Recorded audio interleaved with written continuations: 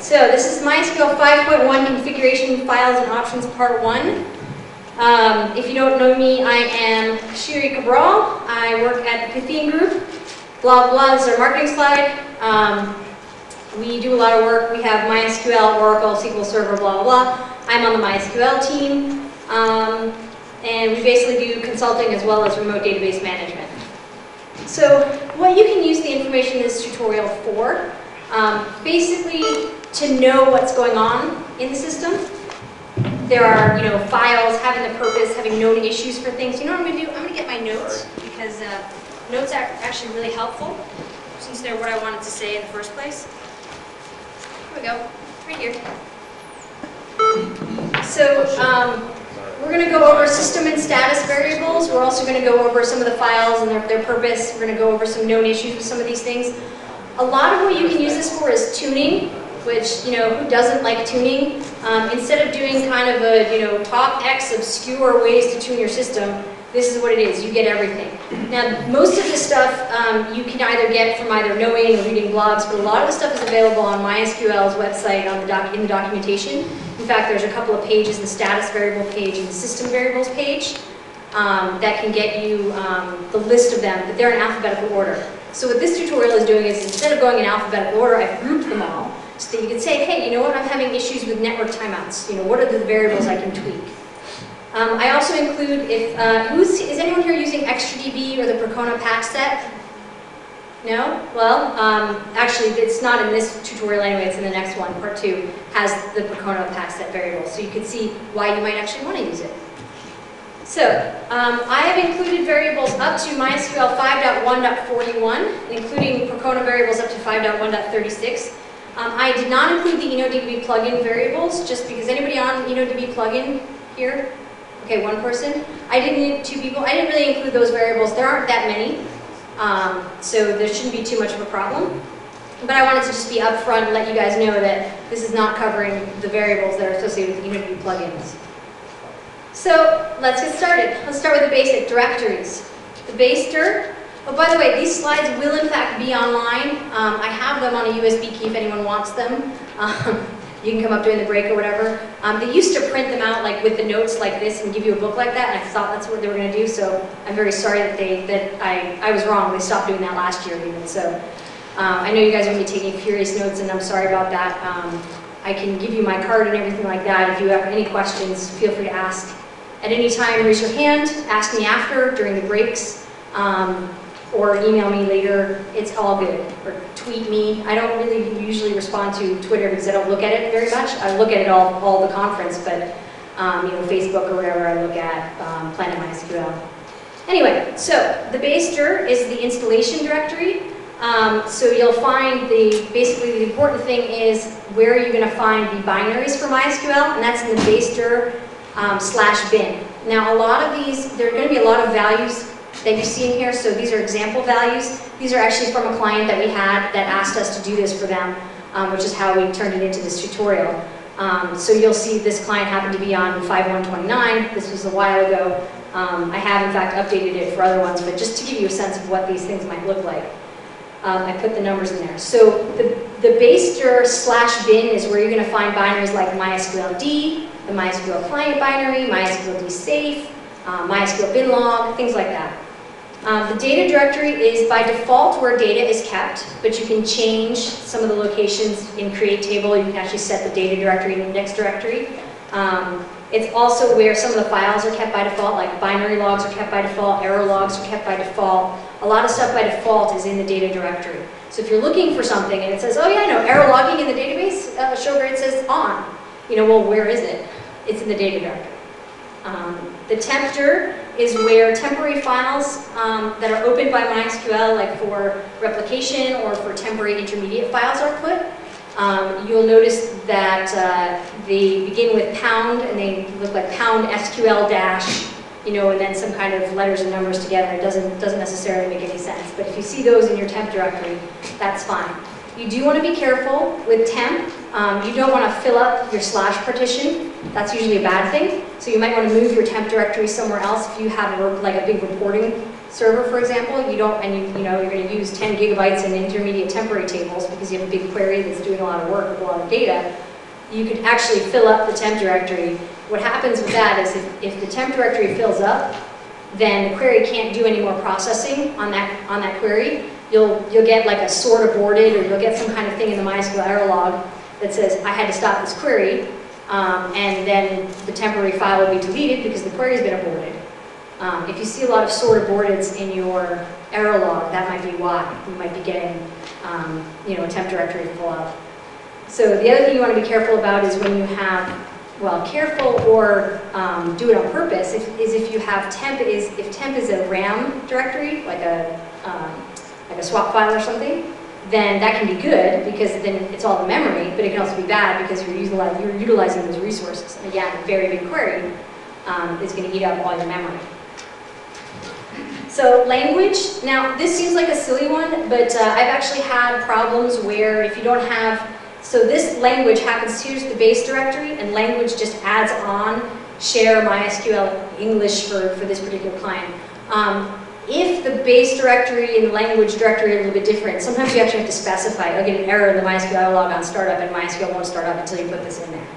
So sometimes you need to specify that particular directory. A lot of times with installations, the base dir is set to /user, when it really should be something like varlib MySQL or something. So sometimes you have to specifically specify either the base dir or the language. Plugin directory, this is where plugins will go in. So again, it's the base dir plus lib MySQL plugin, but you can change that. So configuration files, this is in order of which they're read. So etc my.cnf, etc MySQL my.cnf for people on Debian or Ubuntu. sysconfdir /my.cnf. Sysconfdir is actually an option to compiling. So if you get a binary that's compiled in, you know, a lot of times that's the base dir or the data dir. So you can, this is the order in which it's read, and files later will overwrite variables, and if you have the same variable in all three files, the one that will win is the later one. So the one that will, if you have all three files, the one that's going to win is sysconfdir my.cnf. And still in order, and we're still going, there's also MySQL home my.cnf, where MySQL home is an environment variable. Server options, so you could MySQL D save MySQL directives. You can actually say like include file. Default extra file is an option, so you can say MySQL D -- default extra file, you know, tilde Sheeri / MySQL.txt or something if you really want. And then there's a tilde / .my.cnf. So in your home directory, you can have a .my.cnf file. Now it's a .my.cnf file because a lot of, I guess the purpose that it was originally thought for was you could put your username and password in there. So it's kind of a hidden file. You can use that if you want, but again, these are all user options for the client directives. So you could put things like if you have a weird socket or a weird port, you could put those directly in a tilde my.cnf. And then there's also command line. So if you type MySQL-u username, that's going to override anything you might have in that tilde my.cnf. So in summary, there's a lot of configuration files. Most people just use one place. But if you don't, you can get really screwed up because you're like, why is this variable set to this different thing? I look in etc my.cnf, it's not set that way. Just use etc my.cnf or etc MySQL my.cnf. Just use that one place for it. And again, optionally tilde / my.cnf if you want to store passwords, but secure that file. Even though it's a hidden file, make sure it's not like group readable, and make sure you know that file is there, because you might end up sudoing to another user and then be like, I thought my username had no password. I don't understand why it doesn't work. So other files, file extensions used by MySQL. So if you see these, they're probably owned by MySQL. .index, that's for like relay bin.index, master bin.index. .myi, .myd are MyISAM files. So .myd is MyISAM data. .myi is MyISAM indexes. .trg is a trigger file. .trn is also part of a trigger file. .ibd is an INNODB file per table data file. .info has master.info, relay.info I believe also has information on replication. .frm is the file format. Every table has a .frm file. And every directory, which is a database, every database, by the way, is a directory. That's just how MySQL does that. So if you have a directory in the data directory, you're going to see it in MySQL as a directory.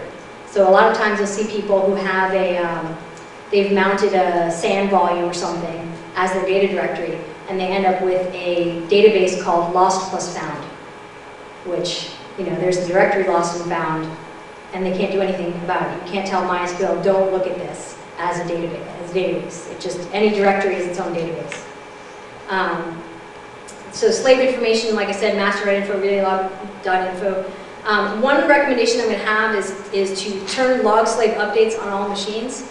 So if you are binary logging, what log slave updates will do is it will actually, so binary logs by default only logs if somebody logs in that machine and does something directly on that machine.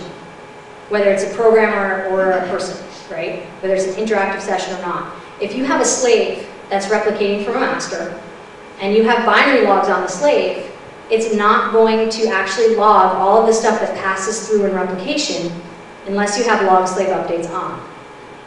So this is very important because a lot of times people will be like, well, but I'm backing up I have a replication slave and that's my backup slave. I do a cold backup, I shut it down every night, and I have my binary logs, those are incrementals. But if you don't turn on log slave updates, it's not a very useful binary log for incrementals because there's pretty much nothing in it unless you turn on log slave updates, and then everything from the master will be put into that binary log. So version, not a big deal. Version comment, version compile machine, version compile OS. Not really a big deal. If it says version comment Ubuntu or version comment source, that means that it's a compiled package. Like I think the Red Hat packages say source. It can be useful if you want to know, do I have a MySQL official binary or do I have like from a RPM distribution or something I saw on the side, because the distributions do things to the files. There's there's nothing that is preventing them from changing the code. You're allowed to do that with the GPL, which is the license. So often they've done stuff with it, put in a different startup script or whatever. I mean, they're not doing malicious things like, well, sometimes some of the vendors, the operating system vendors will not put patches in. They'll actually handpick which patches to put in. But when you're looking at the MySQL manual for things that are in your version, it's the official MySQL binary. So if things are a little different, it might actually be because you have a vendor-supported binary. Not that vendor-supported binaries are bad, it's just that potentially they could be. You never know what a vendor's going to put in, but you respect Red Hat and Ubuntu and Debian distributors, so it's not a big deal. But it's something to be aware about when you are saying, why is this not acting perfectly? So here's some more basics. Div precision increment. Like I said, we're going through all the variables here. So everything you never wanted to know about MySQL and really never thought to ask. Div precision increment is the default precision value. It's 4. So 1 divided by 11 is 0.0909. Lowercase table names is set to 1. On this particular server, it was set to 1. Default is actually 0, which means case sensitivity is determined by the file system. Because again, you just have databases are containers, and what it does is it looks in each directory for the .frm files, and if there's a .frm file, the table must exist. Okay, so if you play around with files and move some of the data files but don't get rid of the .frm, you can end up having problems. You can have problems with INNODB if you do move the FRM also, but that's a different story. So the .frm file is how MySQL figures out, is there a table named test? It'll look for test.frm. So because Linux is a case-sensitive file system, and pretty much everything but Windows is case-sensitive, if you want, say, Windows to be case-sensitive, you want to set it to 0. 1 means that the table names are stored in lowercase, and comparison is case insensitive. So this particular company was on Linux, but they didn't want to have to worry about having two different tables with different capitalization. So if you have the file test with a capital T and test with a lowercase t, by default, like on Linux, you can have those. They thought that was confusing, so they just said just store it as lowercase. It doesn't, it doesn't matter. Lowercase file system is off. Which just means they didn't have a case insensitive file system. So here's some different basics. Host name. So this happened to be the host name that they had. Port. You can actually set these variables in my.cnf too if you want, by the way. So if you want the host name to be like master or something, you can do that without having to change the actual host name of the machine. This is just what MySQL reports as host name. One thing I actually want to clarify, and I didn't explain this before, I should probably have had a slide to remind me. All of these so far that you've seen are settable in my.cnf under the MySQL D directive. And when I say directive, I mean in angle brackets. So you can have clients in brackets, you can have other things. Yeah, I don't think I explained this. You can have, you'll probably look at the default one, you'll see client, you'll see MySQL D, you might see MySQL D safe. So for example, we'll probably see this later, but there's you can set the group. So you set the user, who's the user of the MySQL D process, and so usually that's MySQL D or nobody or something other than root. You can also set the group.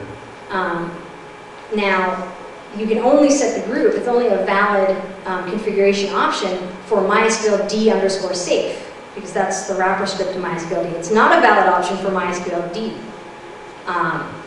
However, there is an option called group concat max len, so max group concat length.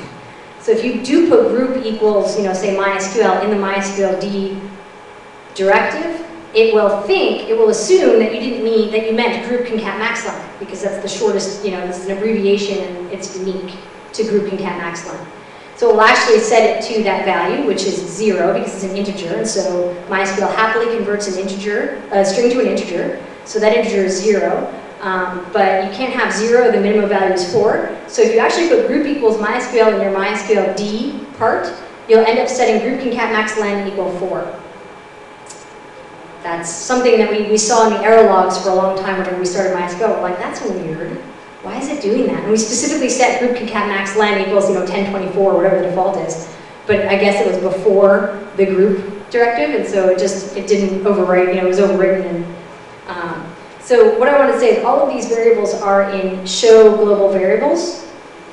These are called system variables. There's also show global status, which is called status variables. There's also session as opposed to global. In MySQL 5.1, there's also information schema tables called global variables and global status. Anything that you see in this presentation and in general with a lowercase first part of it, so all this stuff, that's a system variable from show variables. Anything with an uppercase letter as the first letter is a status variable from show global status. So I said that because when you're looking at hostname and port, you're like, oh, is it just, where is it getting hostname from? Is it just getting it from the system? No, if it was just getting it, it's getting it from the system, but it's also settable. If it wasn't settable, it would just be a status variable. So the socket, the PID file that you can set, the protocol version. Now this protocol is the client-server MySQL protocol, not any other protocol. So don't worry about it. It's probably nothing you ever need to know about. Storage engine, that's the default storage engine for when you do create table blah. That's going to be the default storage engine. I pushed 2 buttons, I guess. It's also called table type. That's the old name for it. So when you do create table, foo, int, ID, int, argument, whatever, engine equals INNODB. You can also do type equals INNODB, but that's deprecated. So use engine, but you have this deprecated thing called table type. So here the default was INNODB. In a lot of distributions, the default is MyISM. But that's changeable, so you can set storage engine equals INNODB. If you know that most of the time by default you're just going to want to create an INNODB table, go ahead and set that in your my.cnf. Time zone is system. If you want to learn more about time zones, I have a presentation on time zones actually coming up later in the week. I think it's on Wednesday. It's actually pretty good. You can get there's I think timestamp is actually sensitive to what the system time is, whereas datetime isn't, and there's all sorts of ways you can mess yourself up if you really want. So the time zone is the system time zone, meaning I'm not going to play with it in MySQL, just use whatever the machine is. The system time zone then, therefore, is PDT. Okay? The timestamp is, this, which is just the Unix timestamp. So if anyone wants to figure out exactly when I got these variables, you can do so. This timestamp is mostly used in replication. In binary logs, it actually puts the timestamp. It says set timestamp equal to, or set now equal to this value. And that way, if you have a, if you say insert into table select now, you'll actually get the same time on master and slave, even though it may be a different time on the slave. It's because it actually puts this time into the binary log. So this timestamp, by the way, affects current timestamp. It also affects now. Now is just an alias for current timestamp. It does not affect sysdate by default. So we've had a lot of people who had, Oracle experience and they're using sysdate up the wazoo, and they're like, well, how come my server on the East Coast has, the same data but different times than my server on the West Coast, and the West Coast is 3 hours behind in the database. So, somebody made an order at 8 a.m. and on the, Eastern time database it's 8 a.m. and on their backup server on the West Coast, because they have two different data center locations, they're trying to be good, it's 8 - 5 a.m. And they're like, but my data's not the same, that's not good. So you can actually set the variable called sysdate is now, which will make sysdate act like now. Great. And again, it's under my.cnf in the MySQL D directive. So now we're starting to see some things with capital letters. What does capital letters mean? Status, right, good. So again, these are basics. You basically just have, show, how many queries, how many questions. One of them, I think queries is, queries like select or use database, whereas questions is questions is things like use database name and actually, does selects all the table names and all that kind of stuff, whereas queries are mostly the queries you're used to typing, like, select, start from, or show, whatever. Then there's uptime and uptime since flush status. So uptime is the uptime of the database itself since it restarted. Uptime since flush status is since the last time you did flush status, which flushes some but not all of the the systems you want to use. I'm gonna get a pen. I have a pen right here. I'm so smart. So connections. Max connections, so here's where we start to get into some tuning things. See, max connections, this is a set system variable. Max used connections is a status variable. So this particular company had 5,000 max connections, the max used connections was 50. So probably no reason for them to have 5,000 connections, but again, usually it's, in this day and age, the reason that you set max connections, the reason it exists is, I feel like it's a legacy issue.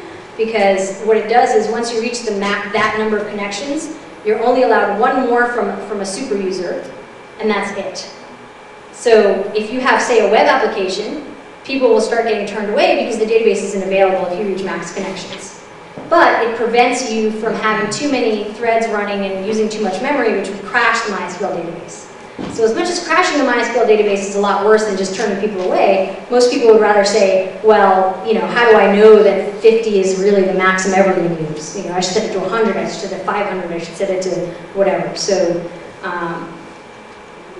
it's a personal thing, but, it's a personal thing, but I tend to set it, like if max use connections on a production server is 50, I'd probably set it to like 150, 200 just in case. That you get that double, triple, and I would check it every so often. Check max used connections every so often to see what happens. We had a huge sale last week. What happened to max used connections? Did it go up? Do I have persistent connections? Was an extra node spun up, and so there were more connections? What happened there? Threads connected versus threads running. So this is how many threads are connected. Both of these, by the way, status variables. So how many threads are currently connected? So when I did a show global variable, show global status, I was one of 32 threads. There were only 2 threads running at the time, running a query as opposed to sleeping. That can be important information. Do you have a lot of idle processes? Threads. Now, connections not really a thread. MySQL kind of interchanges the two. And therefore I may do that. If somebody is like, oh, but they're not really the same thing. In MySQL, they use the terminology interchangeably sometimes. So connections is the number of times there was a connection to MySQL. So 439,000. This is where we start getting to, well, that's a lot, but how long was that in? Well, what's the uptime? If it's 439,000 in an hour, that's a lot. If it's 439,000 in a year, that's really very few. Threads created, this is how many threads this is a high watermark for how many threads were, not a high watermark, it's a counter, I'm sorry, for how many threads were created. So it increments every time a new thread is created. Threads cached, so you have a thread cache size as a variable. Thread cache size of 48. Currently there are 17 threads cached. Now, thread cache size 48, there are 50 threads created. I don't know what uptime was. I know it was fairly long. It was at least a couple weeks, if not a couple months. So 50 threads created in that time is not a big deal. But I might increase the thread cache a little bit because, you know, why not have this be 0? Why create a thread if you don't have to? Because creating a thread and destroying a thread takes some resources, not a huge amount, but it takes some. So why do that overhead if you don't need to? So when a thread is slow to launch, I've very infrequently seen slow launch threads. So this, again, slow launch threads, status variable, it's a counter for how many times there was a slow launch of a thread. Well, what's a slow launch? 2 seconds or more. Or actually more than 2 seconds. So the thread cache should really be into play anyway, and I haven't really seen this be anything more than 0 on most, you know, probably 99% of servers, so you probably will see 0 too. So slow launch time or slow launch threads, it's nothing to worry about if you see a lot of these. It's not a timeout or anything. It's just something that says this was slow. So if you have very demanding users or whatever, you might want to set slow launch time to 1. You might want to say, okay, you know, what do I consider slow? So aborted clients and aborted connects. Aborted clients means that a client left without properly closing the connection handler. Usually this is due to like code not doing, you know, MySQL close or something like that. Or someone would stop the code before the close occurred. So if you have like a long loading page and somebody hits escape in their web browser or something, sometimes that happens as well. Aborted connect means a client could not connect. So aborted clients, there were 9 on this server. That's pretty good. That means that, you know, if you see this number be really big, it means that you have to either fix your code or there's something, you know, disconnecting. You know, if you have network timeouts, that can have that too. Aborted connects are connection attempts that didn't make it somehow.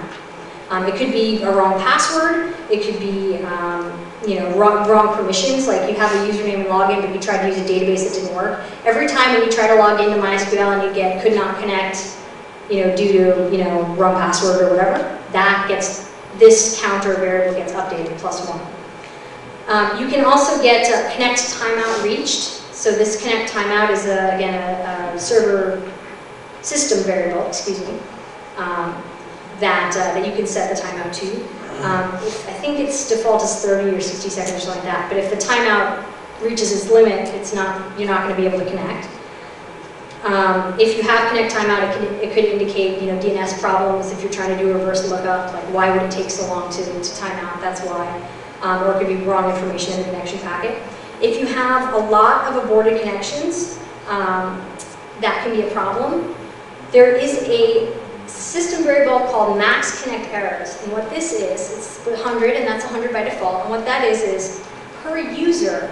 If a user tries to log in and gets an error 100 times in a row, they are going to be locked out of the system until you flush that, until you do a flush hosts, which is why the flush host is there. Now, unfortunately, you can't just flush for one user.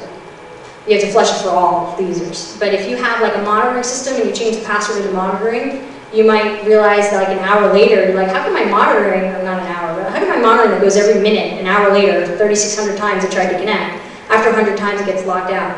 The actual, let's see, I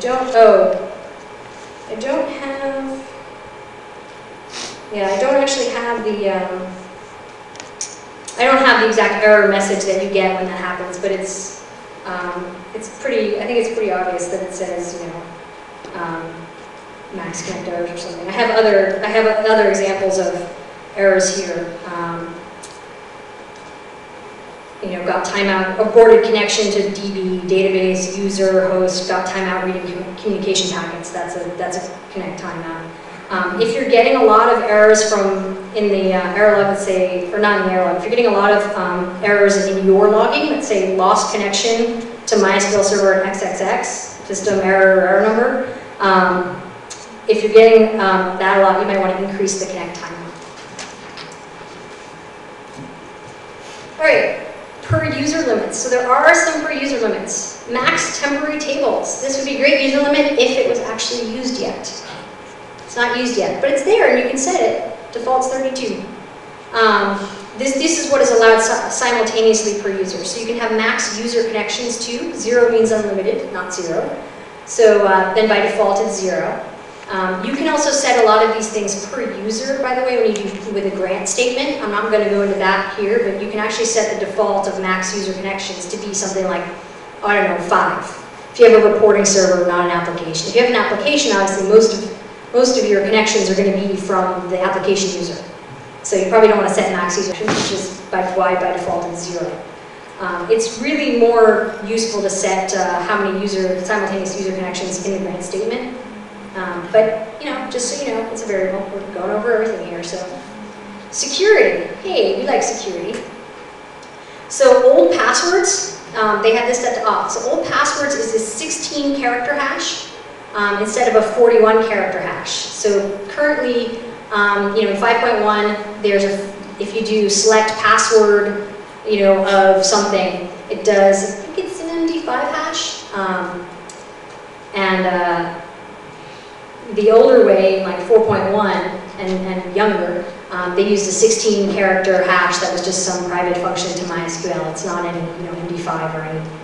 As far as I know, it's not. It wasn't a known cryptographic thing. It might be an obscure but known cryptographic thing, but I don't know that. So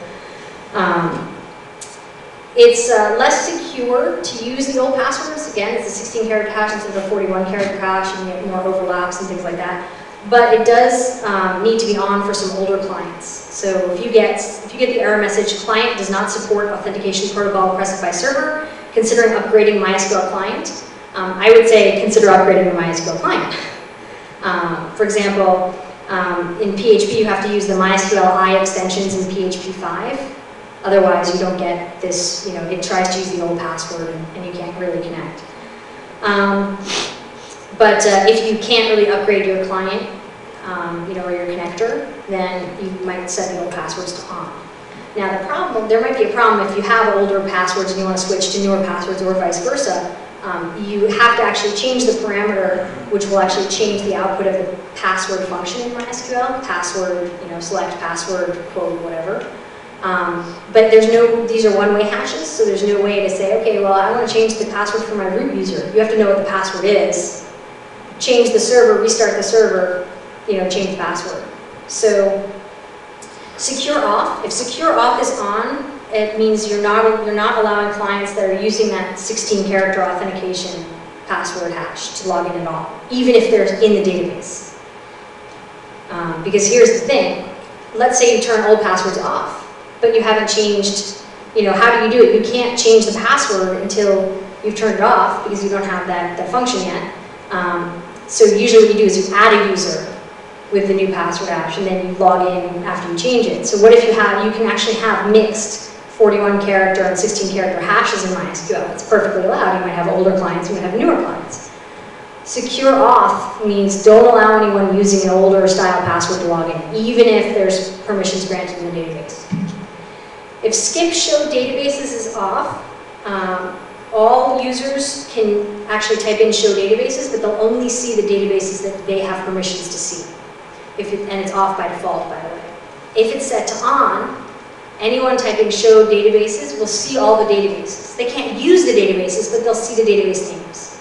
So, if you ever are, you know, going into a system and you use username and password and you're like, there's like 7 databases missing here, what's going on? It may very well be that your user doesn't have permissions to see the databases and you're running into this issue. I wouldn't recommend turning show databases on. I'm just saying that, you know, what I usually do then is see if I can, usually I either have a, you know, try to use it, see what, like you can do show grants, see what permissions you have, or you can, you know, go to the file system and look and see, like, are the directories there? Yes, okay.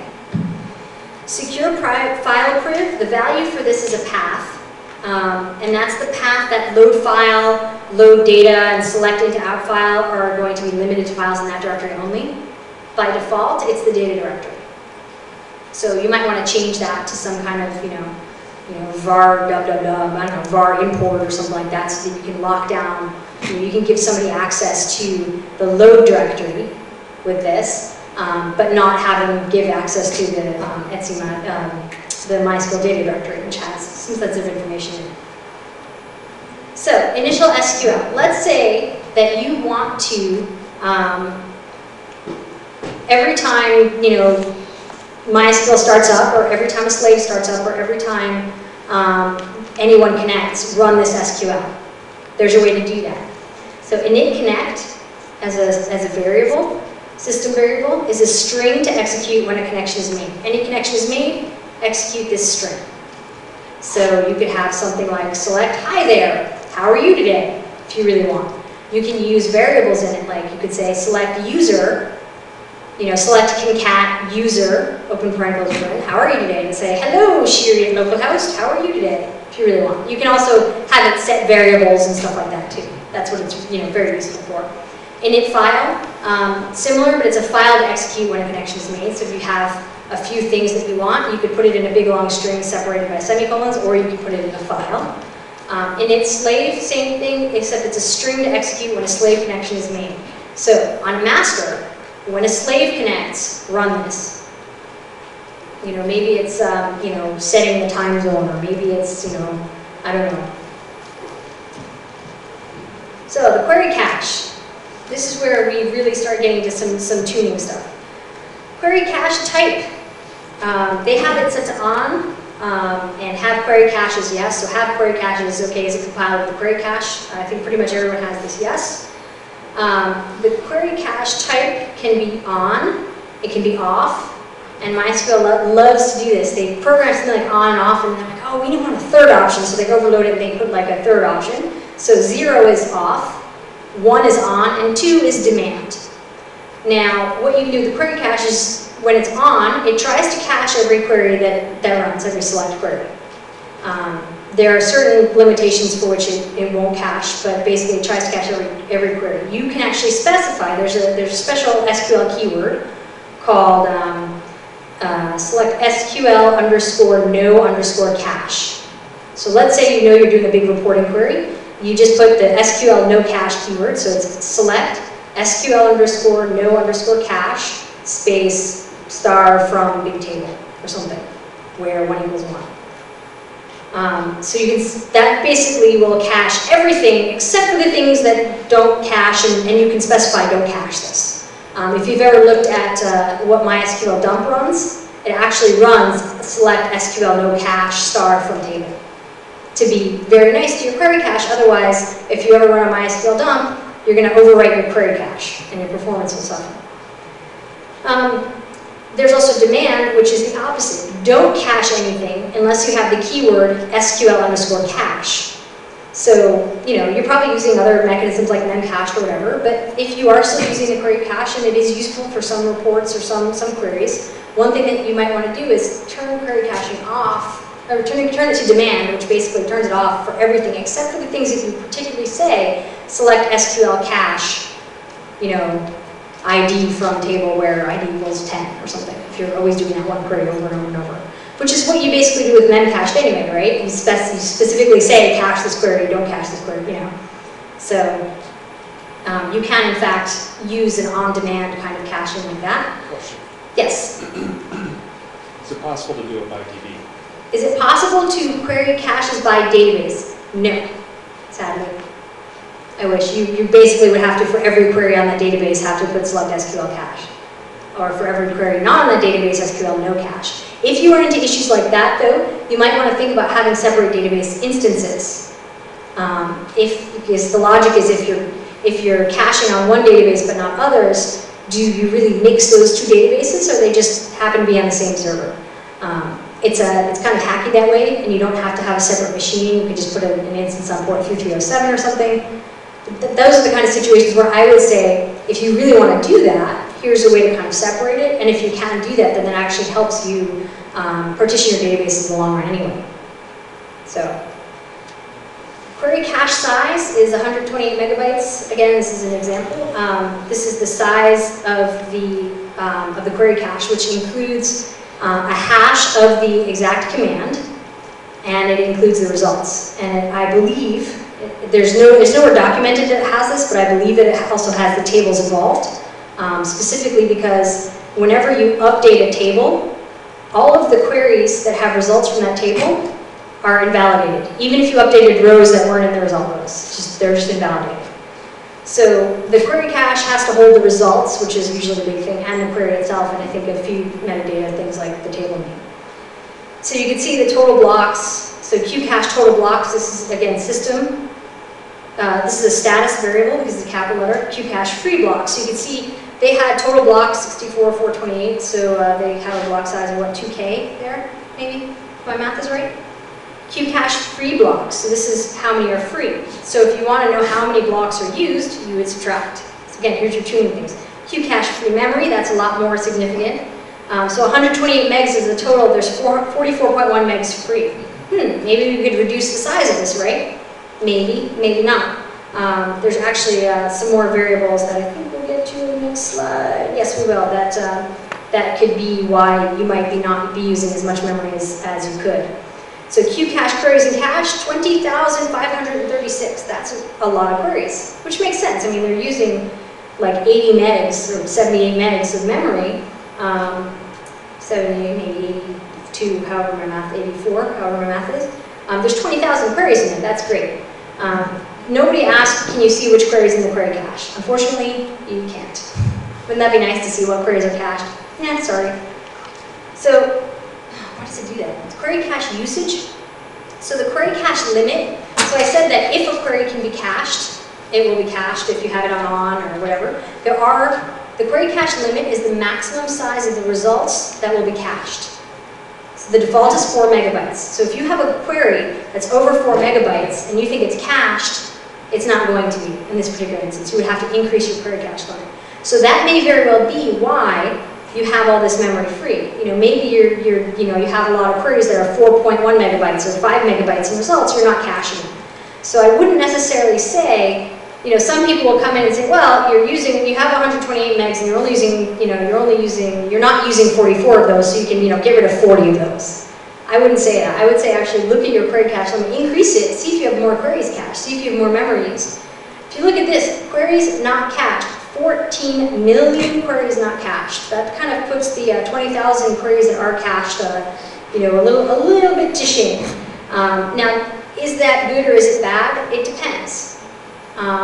If you're caching a lot of queries, that can actually be bad because you might be invalidating those cache entries a lot. So, it can be difficult to say, well, is it good to have a lot of not cached queries? Is it good to have a lot of cached queries? It's it depends on what you're really how the cache is working for you. So what queries are counted in this counter? It's if you actually write select SQL no cache, or if the results are bigger than query cache limit. That's when this counter increases, and that's when your queries are not cached. So qcache low memory prunes. Now I said before, and I might have said it quickly, so I'll say it again, that the entries in the query cache get pruned when the table gets updated. So if you have like a sessions table, and you're like, oh yeah, no, I'm caching sessions. No, every time you update the sessions table, which is any time anyone logs in probably, all those session entries, get invalidated. Which is another reason to use memcache, because it doesn't do that as far as I know.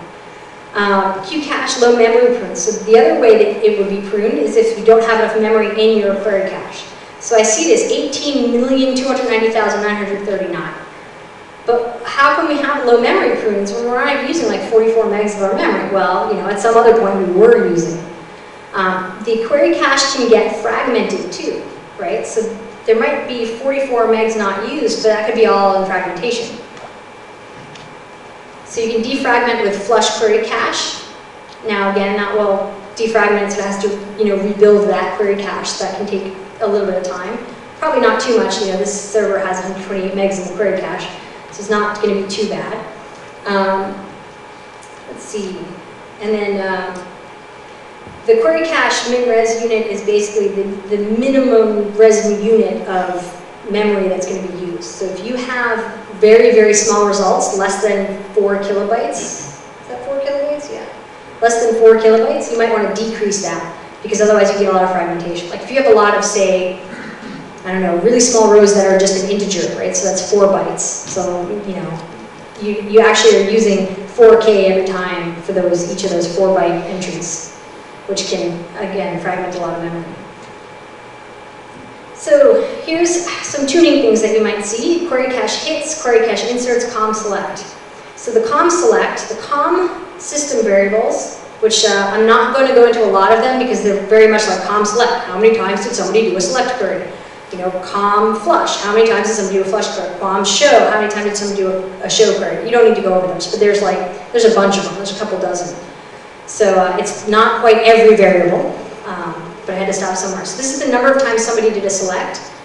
So if you actually take to get the query cache hit percentage, you take the number of hits divided, is it divided by the number of selects? Yes, divided by the number of selects, because this is how many times a select was called, this is how many times the query cache was used. So it was used 15 million times out of 40 million selects. That's a pretty good query cache. You know, 40% of the queries, you know, aren't actually being processed, they're just in the cache. That's awesome. Then you have Q-cache inserts, which is 26 million. Now here's the question. You only have 15 million hits and you have 26 million inserts. Is that good or bad?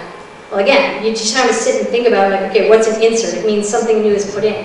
I would say that there's a lot of low memory prunes, 18 million, and there's a lot of inserts. So what you're probably doing is you're pruning stuff and then just putting it right back in, you know, a couple of statements later. I would try to decrease this inserts. This is a lot. I would want to stop the low memory prunes. I might add more memory.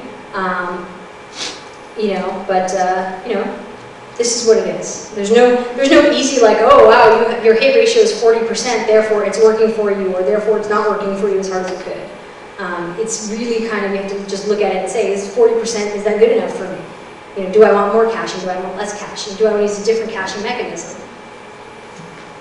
So, query cache, other stuff. Again, we're going through everything. This is one of these obscure ones.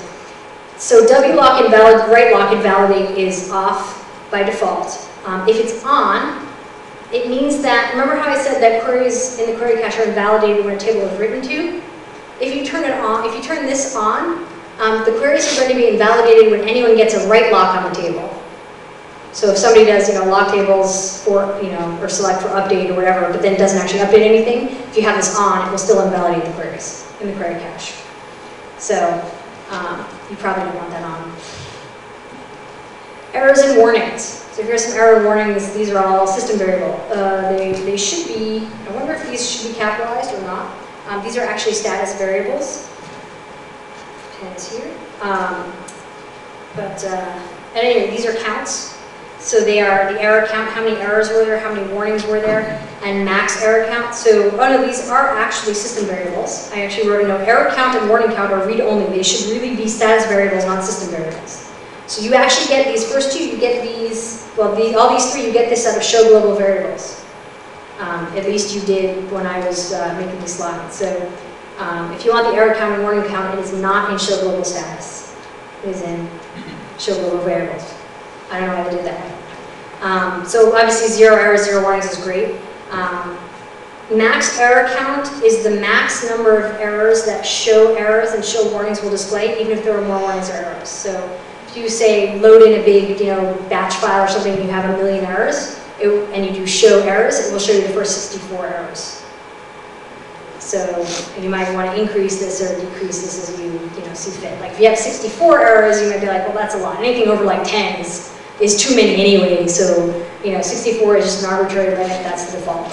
Yes. You're saying it does not show like the last 64. It's the first and then it stops. The question is it showing the last? Is it showing the first 64 or the last 64? I believe it shows the first 64. I'm like 95% sure, so there's a 5% doubt, so I don't know for 100% if that's what it is. I'm pretty sure that's what it is. At any rate, it's not necessarily very helpful either because you still have to go back. Like it doesn't say, oh, this was on row 2, this was on row 3. It's all on row 1, right? Because it's all, the same row. So, yeah. So I don't know, but it probably doesn't matter. Is that right? So, how are we doing on time? When's the first break? 10, and it's 9:23. Okay, we're getting through these slides. Character sets directory. So this is where the different character sets live. You probably never need to change this, but if you ever needed to like compile in your own character set, this is where it would be. It should have probably gone under directories, but since we're talking about character sets now. So one thing about MySQL, if you don't know about it, is that it actually allows you to use different character sets. Most other databases, I know for a fact, Postgres and Oracle, for example, they use UTF-8, period end of story. MySQL by default uses Latin 1 character set, which is great because it's 1 byte per character, but it's not so great because it's not UTF, and you can't use Asian languages, you can't use multi-byte characters. Doesn't really necessarily work. So this particular company had changed their defaults all to pretty much UTF-8. We're going to go over some of the, well, we're going to go over all of them. So character set client, that is the default character set for a client. These are all defaults, by the way. Default character set for client.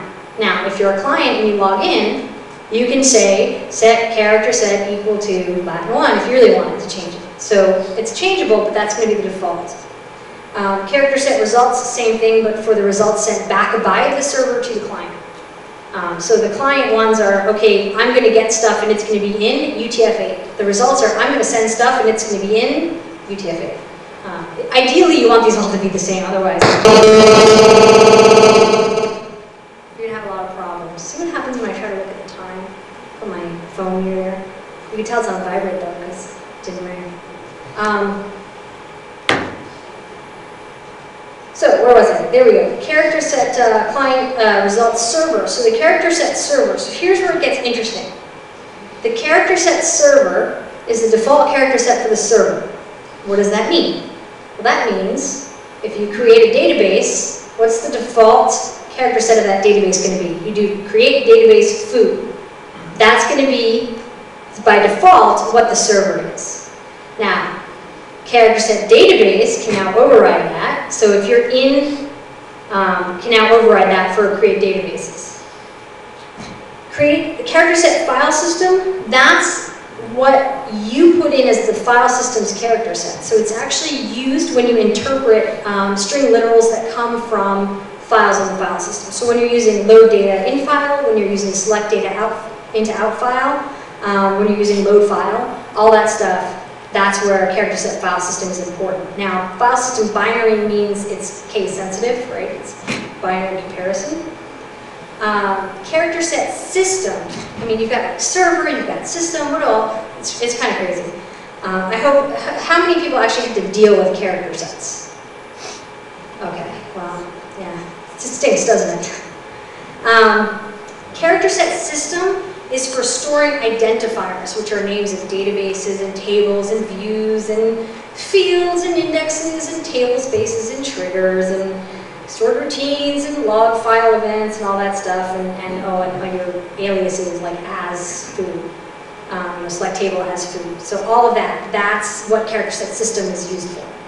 So if you really want, UTF-8, like character set system, you might say, well, let's just keep that Latin 1 because am I ever really going to make a table that has umlaut in it? I don't know.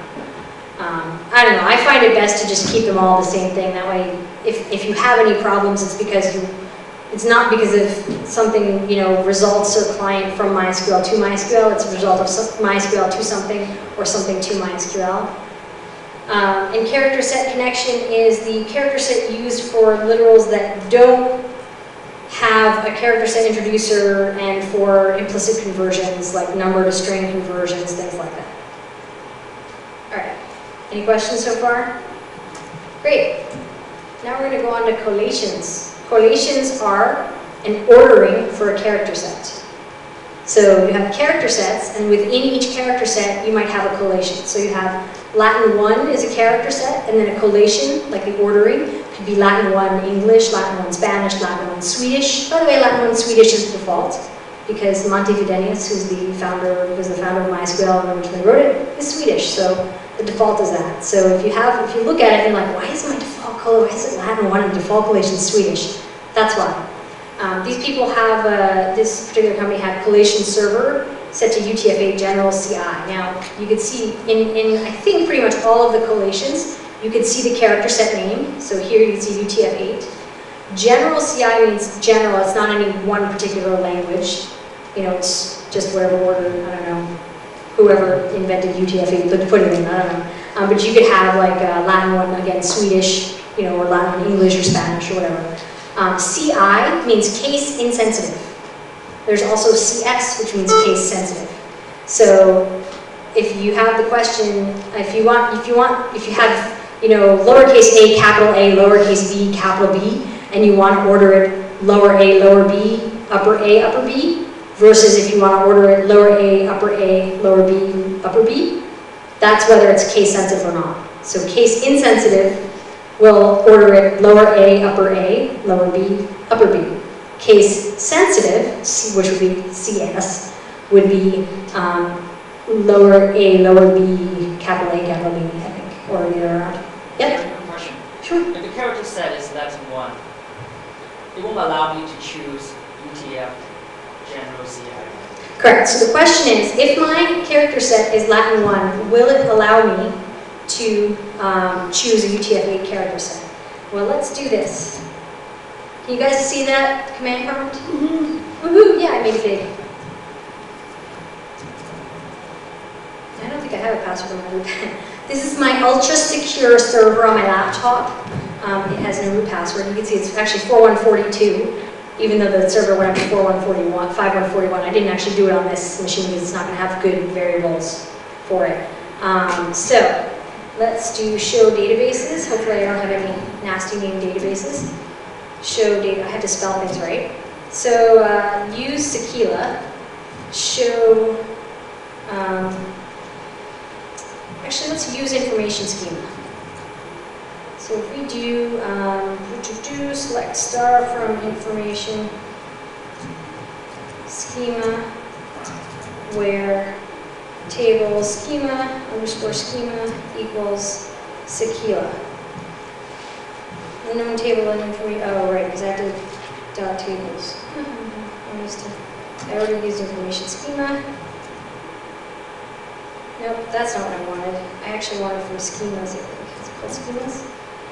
Show tables. I never use that. Schemata, yes. Oh man. Show create table schemata. Create a schema name. In the tables table, it's called table schema. So let me do this, by the way. Vertical output. Yay, we love vertical output. That's \capital G for vertical output, by the way. You can see this UTF-8 general CI. So let me go to use Sequila. And database changed. All right. Let's do this. Let's do create table foo ID int not null. Engine equals INNODB default car set. Actually, not default car set. Actually, what I want to do here is I forget the exact syntax. I'm going to want a character. I'm going to want foo. Actually, let's do bar car 1. Collation equals nothing in Swedish. I was going to say, oh, I did collation wrong. Well, what were we talking about? Server, database connections. If I do select, actually show global variables like collation underscore connection, you can see it's UTF-8 general CI. So if I do set, by the way, so to show just one variable, you could do show global variables like, now you can use percents and underscores in there. There's also in here, you can actually query global status or global variables. There's also session status and session variables. So if I'm going to set, let's see, show grants. If I can set a session collation connection or a global collation connection, which means I can set it for my session or I can change it globally, and it will affect new connections only. So if I do set session, collation underscore connection equals Latin 1 Swedish, it would be CI, case sensitive, or I could do CS. It says OK0 is affected. So now if I do show global variables like that, oh, see, it was accepted, but it wasn't actually changed. Actually, I'm doing global here, I should do session. Now it's Latin 1 Swedish CI, so let me do it, let me see, is it car set connection? It is car set connection.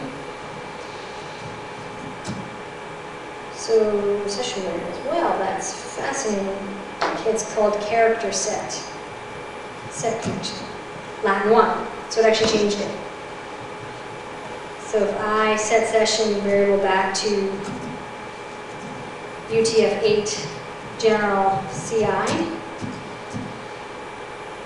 character set connection, and changed it back to UTF-8. So it does let you do it, but it does the right thing, it changes it. Okay, we'll do it at the same time. When you change the collation, you also change your character set. Right, because the collation, so if I go back to use information schema, and I do select star from collations where collation like UTF-8 is going to be tons of UTF-8%. What's around it? Huh? I could be.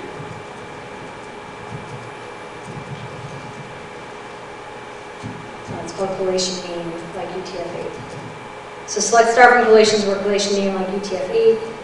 Let's do Berkeley. So there's 21 different character sets, but you can see it says collation name UTF-8 Hungarian CI, character set name UTF-8. So it's specifically linked to the character set name, so it will change the character set. I don't remember if there are cases where it won't change the character set name, but it'll give you an error. There might be some SQL modes that you can set that will not let that do that. So I don't know if anyone has any particular experience, but if you do get an error, you will never get an incompatible one. You might get it changed. Now you might not want that behavior. You might get it changed, but you might also, get an error. So it's going to be right either way, quote unquote. You might not want it to change to be. See, the problem is MySQL tries to be nice by default, and it's like I'm a database for people who might not know how to use these things. So if you really wanted that collation and you really put that in, I'm going to give it to you. It's just that you really want that character set too, as opposed to like you idiot, I can't believe, like, how could you can't use this character set? It's not in it, you can't use this collation, it's not in that character set. It's like MySQL's like, well, I think you meant this. How's that? I'm just going to do it that way. Being nice can get MySQL into trouble a lot, like when it truncates variables that are too large. Yep. So when you set it, it doesn't really do any conversion, right? Correct. So the question is, when you set it, it doesn't do any conversion, right? Correct. It just sets what it's going to be right now. So you can't just say, okay, alter table, collation, or character set equals UTF-8. It's not actually going to change anything in the table. No, I mean when you set, for example, UTF-8 and you are sending Latin 1, you set the connection to Latin 1 and you are sending UTF-8 data. The server doesn't do any conversion. Instead, it will. You get gibber. You get mojibake. If people know what that means, mojibake, you can look it up on Wikipedia. Mojibake. It's basically if you've ever gone to a website with Asian fonts and all you see is boxes or whatever. It's that garbage that the Japanese actually have a word for it because they deal with it so often. But you'll see garbage, which is like I said, it seemed about like half the people here have to deal with character sets, and I'm sorry because it really does stink. And it's unfortunate the default is Latin 1 because it would be great if the default was UTF-8. A lot of people are like, oh, I wanted to put Hungarian in here and I can't because it's not Latin 1, or I think Czech might not be Latin 1. And they have problems because they already have their existing database. It would take a long time to convert their database because they have millions of records. What do you do then? So collations again are for sorting and comparing. Server database, collation database, collation connection, collation server. Locale information. So default weak format. There are 8 different default weak formats. If you really want to, the default week format is 0, which means that the first day of the week is going to be Sunday, as opposed to the first day of the week is Monday. There are some modes for that. And the week numbers, Like, so, what week number are you in? January 1st, is that week 0 or is that week 1? Right, because if January 1st is on a Wednesday, is that part of last year's week or this year's week or what? Like, it's going to be 0 or 1. So the default week format, which by default is 0, means that the day starts on Sunday, the week starts on Sunday, and the first week of the year is 0, and it can go to 53. So the first week of the year, if it has a Sunday, you might actually end up having go from 0 to 53. There are other variables. They're all basically, if you have first day of the week is, if you want the same thing, but you have first day of the week is Monday, that's going to be mode 1. So there's mode 0 through 7. You can look them up. Most of the time you don't want to change this, but if you really want to, you probably have already looked at the manual page for it. LC time names are the locale for date and month names. So it's actually, for this server, having to be English. So do you use Wednesday or do you use Miracles? I mean, whatever. So month and date names. What locale are they in? Logs. Logs are great. So we're going to spend a lot of time in the log section. So log output, file, table. So that's whether or not your log output is going to be to a file or to a table or to both. This is a 5.1 specific option. It is not in 5.0. The log outputs that you can have are general, slow query, error, and binary. The first two, I believe, are the ones that you can put into a table. I don't think you can put the error and binary logs into a table. Binary logs into a table would kind of be a never-ending cycle because you would write to the table and then you would write to the binary log and then you would write to the table and the error log, it would be kind of nice to have the error log to a table, but I haven't tried to see if it's possible, but you can't. When you do log output equal file, you have general log, slow query log, error log, or binary log. So the general log, let's talk about the general log. The general log logs every single query that you send. Doesn't log the times that it took. Basically, whenever a query comes into MySQL, the first thing it does writes to the error log.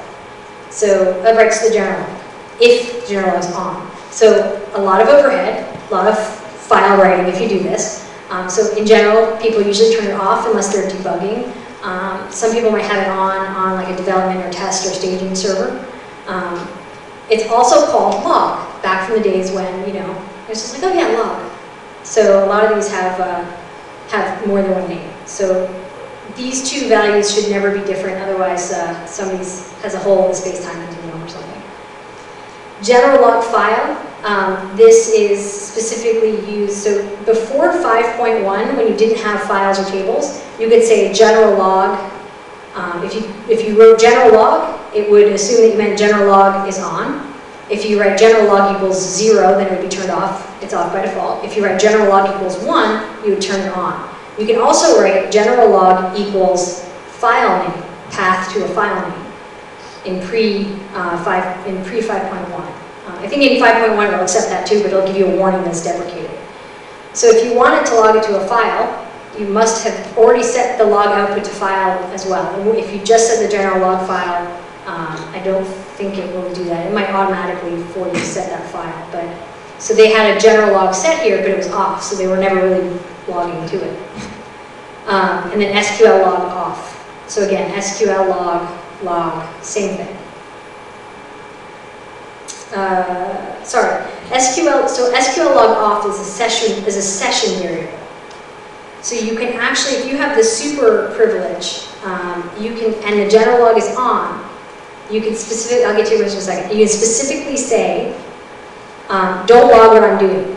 I want to go into stealth DBA hacker mode.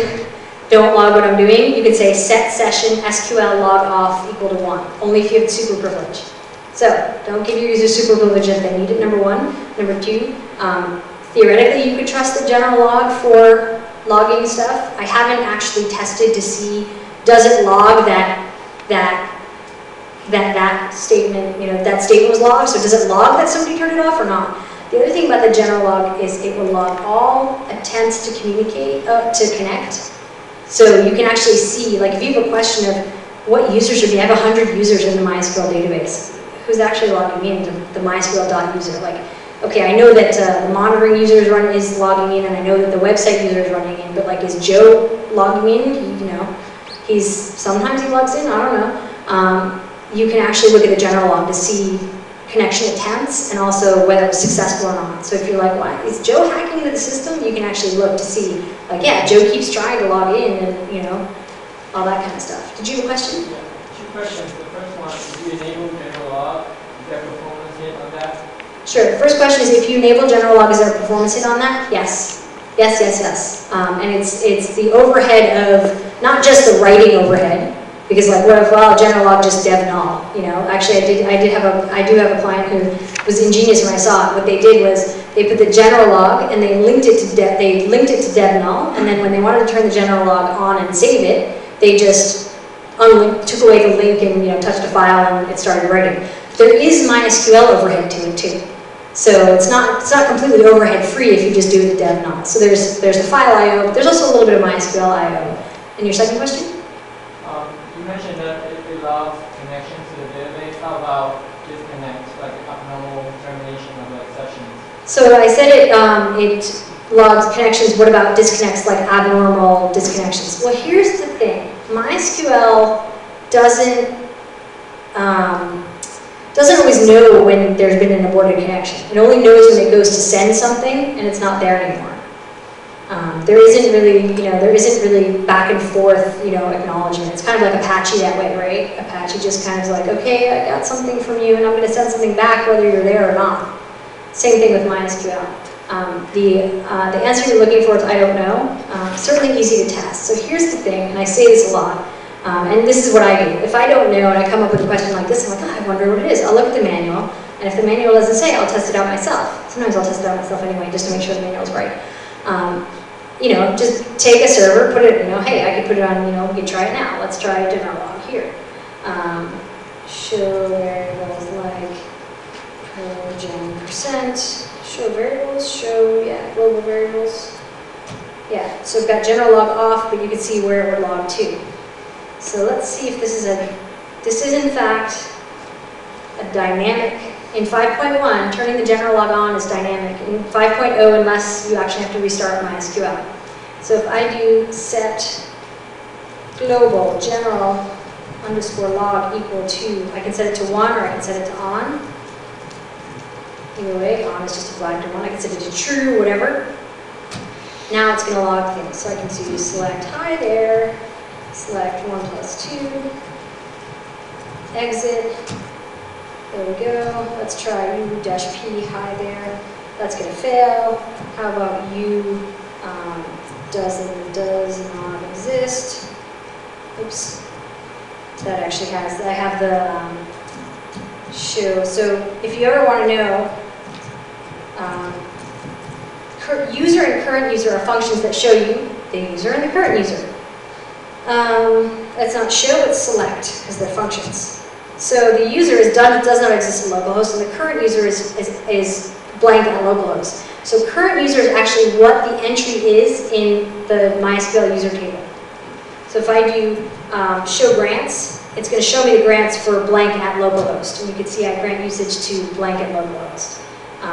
So for example, I can't actually, what was I saying, set session SQL log off. Let's say I'm a hacker. I can't actually do that. I need the super privilege. So it does not exist, -p foo, and I'm not going to get a connection. How about -h 127.0.0.1, -p 12345. Boom, can't open the pipe. Now I don't think that will be logged because it's, you know, the server itself is going to log it. So now what I'm going to do is I'm going to log in, and I said set session, actually, yeah. Look, see, I have this, I'm using up and down to go back, and it saves my history. So that I can do, and now select malicious stuff here, and let's do set session. Actually, let's do this. Let's do set global SQL. This is general log. Log equals to off. And now let's go back and show variables like gen and see where I'm going to go. Document setting, MySQL server data. Okay. My computer. program files, MySQL server file 1, data, wasn't it under data? No, it was under application, all users application data. I'm going to do my copy and paste because I can. See, I don't really know everything, I just know how to find it. I know how to figure it out. So here we go, we've got an error log. Is this my general log? View details. Pythian lost 2 properties. This is .log. Let's open it up. Yeah, it's 9:48 a.m., so we just did it. Oh, let's open it up with a good vendor, not Notepad. Open it with WordPad. Oh, really? Really? Really? You want to do this to me? I have a shortcut for WordPad, I think. Oh, I should. Okay. Sorry, this is stand by for technical issues. You must have WordPad here. Yep, here it is. Let's use this one. Great, so you can see here. So it says, okay, here's the version 5142 community, MySQL community server. This is an official, I downloaded it from mysql.com. It's not, from an RPM repository. Started with TCP/IP port, named pipe, which is a Windows thing. They don't have sockets, at least not in Windows XP. Named pipe is called MySQL. So you see here, here's the time. So April 12th at 9:46, ID, select hi, select 2. Here's a quit. Oh, you know what I didn't do is what you asked. So let's try this again.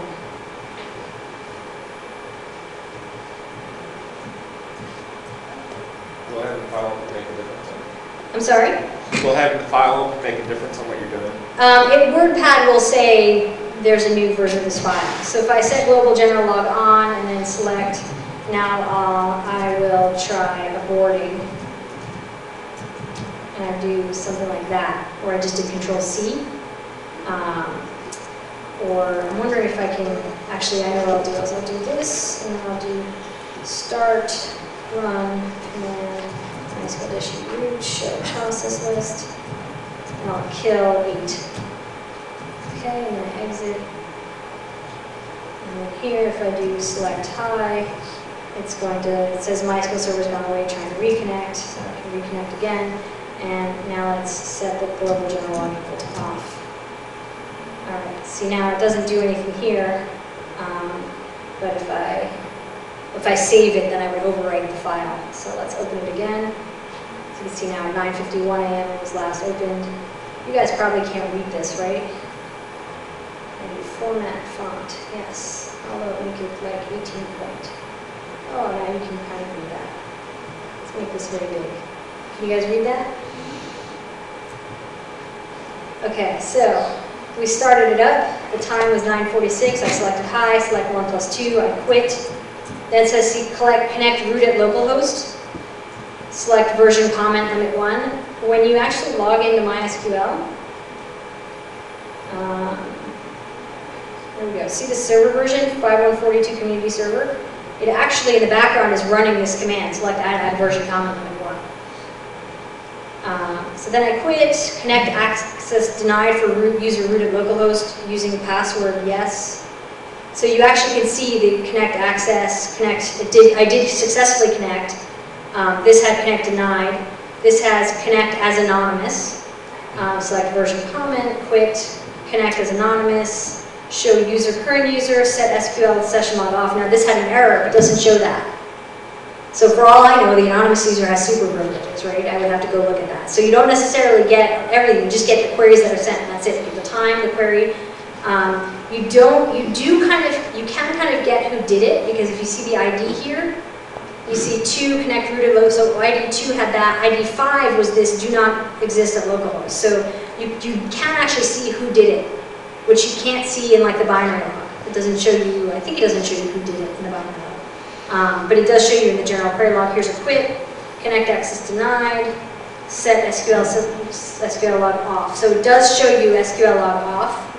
And then, see it says started with at the bottom. Yeah, it doesn't show you when it ends. Because see here I actually turned it off while the session logging was off. But at the bottom here, I actually turned it off when the session log was, oh, it did actually log it, sorry, set global general log, it was off. So you can do lots of things, but it does actually log that you set session SQL log off. So here's where I started it again, time, command, argument. So we connected, I did a kill, but you don't see any aborts, you don't see any quits. So this 8, for example, connected, and then there's nothing. I did Control C, and you don't see it. So the answer is no, you don't see it. But that's a good question, and I hope too that that you're getting a lot of debugging things. Like a lot of people will like email me and ask me a question. I'm like, I don't know, but it's not too hard to find out. And I'm like, I'm not trying to blow you off. It's just it's going to take me 5 minutes to do it. It would take you 5 minutes to do it, or however long this example has gone on. And you know, it's something that we can, you know, that you can just figure it out. And I found actually, you know, part of all this stuff is I found all that stuff out myself, and finding it out is half the battle. Like if you can find that stuff out and think logically, okay, where would I find it? How would I test it? Right? You wouldn't do this on production, but you know, no harm in doing a test. Then you can pretty much almost figure out the answer to any question you have, right? Because you can just test it out, as long as you're not going to destroy any data or anything. Certainly, as long as you're not destroying production data. Any more questions about the general log? I say about as if I was Canadian, but I'm not. Alrighty. So the slow query log, we can set it to on, just like we can set the general log to on. And it's also called log slow queries. Again, it's an older name for it. You know, you've got general log and you've got slow query log, as opposed to log and log slow queries. Right? It's an easier format to deal with. It's the same format. It's x_log, general _log, slow _query _log. Slow query file again, the file name, and slow queries. Capital S means it's a status variable. This is the number of slow queries. You can take that with the queries. Remember the first thing we saw, queries. You can get a percentage of slow queries. You can also divide by uptime and get a rate of slow queries. You know, how many slow queries per second, things like that. So what's that 629 again? That's one particular client we ran. You know, we were explaining them all of the variables and what it means. So that was their value for it. Just like this at MySQL data, whatever, that was their file name for the what exactly I meant was, you mentioned that number would indicate what? That would indicate how many slow queries there were. Now, a query is logged to the slow query log. What gets logged as a slow query? I'm glad you asked. It's 649 queries that had a long query time, which is 0.5. You can also log queries that don't use indexes. And this variable is available, like both these variables are available, well, okay, long query time has pretty much always been available as long as you got it in slow query log. You couldn't always use, you used to have to use integers only. I forget if that's in 5.0 or 5.1 that you can now use, you know, the micro slow patch was put in, but you can now use decimals. That's the opposite of integers, decimals. My brain's not quite awake yet. Log queries not using indexes was put in MySQL 5.0 because your query might not be slow yet, but if you have, you know, long query time, by the way, defaults to 10, which is probably wholly inappropriate for, you know, for most people, because either you have a reporting server and you probably don't care about slow queries, or you want to know if it's more than 5 minutes or something, or you have like a web app server and 10 seconds is way too long. You probably want more like 2 seconds or 1 second. So log query is not using indexes. What if you have something with 10,000 rows and it takes, you know, 0.4 seconds, right? So it won't be logged in slow query log. You know, with a couple more months of data, that's going to turn into a slow query. So log query is not using indexes means you can actually get the things that do a full table scan, doesn't use an index. You can actually get those logged in a slow query log. The flip side of that is if you look at your slow query log and you're like, okay, so my long query time is set to 0.5 and this took 0 seconds. Why is it in the slow query log? It's because it didn't use an index. Which is also a little bit problematic because there is no special flag that says, oh, I put this in the slow query log because it wasn't using an index. So you can actually have a query that's slow and not using an index. MySQL doesn't differentiate between the two in the log file. It just says I'm putting it in because it matched my criteria. It would be nice to actually have like a big red flag that says do not use, you know, indexes, but you can tell because it's definitely anything lower than long query time, unless there's a MySQL bug or something. But What can you do? However, what if you have a table with 10 rows, right? MySQL is probably never going to use an index on a table with 10 rows, unless the rows are really long or something. But if you have 10 rows of like, an integer and like a 10-character string, it's probably not going to use an index very often. That's why you have minimum examined row limit as a variable. So 0 means that everything that doesn't use an index, if it has 0 rows or more, will be logged, which is again the default behavior before 5.1. So min examined row limit is only in 5.1 and up. But you could set this to like say 500 or 10,000 or something. Where you're like, I don't care if a table at 100 rows doesn't use an index. I don't care. But what I care about is this or more. So they can actually really be very helpful in proactively finding queries, because the problem with this, there's a couple problems with the slow query log. One is it's already been slow. It's after the fact. It's logged, it's slow. The second problem is that it's hard to find cause and effect, because if the server itself is slow, then everything gets logged in there and you have a lot of noise. So min-examined row limit at least helps get rid of some of that noise sometimes. How are we on snack time? We got what, half an hour till snack time? 10:30 or is it 10? Morning break is at 10:30? 10 to 10:30. 10 to 10. Oh, morning break! Everyone go. And any questions, comments, feedbacks, here you go. My Twitter name is Sheeri, S-H-E-E-R-I, and thank you so very much.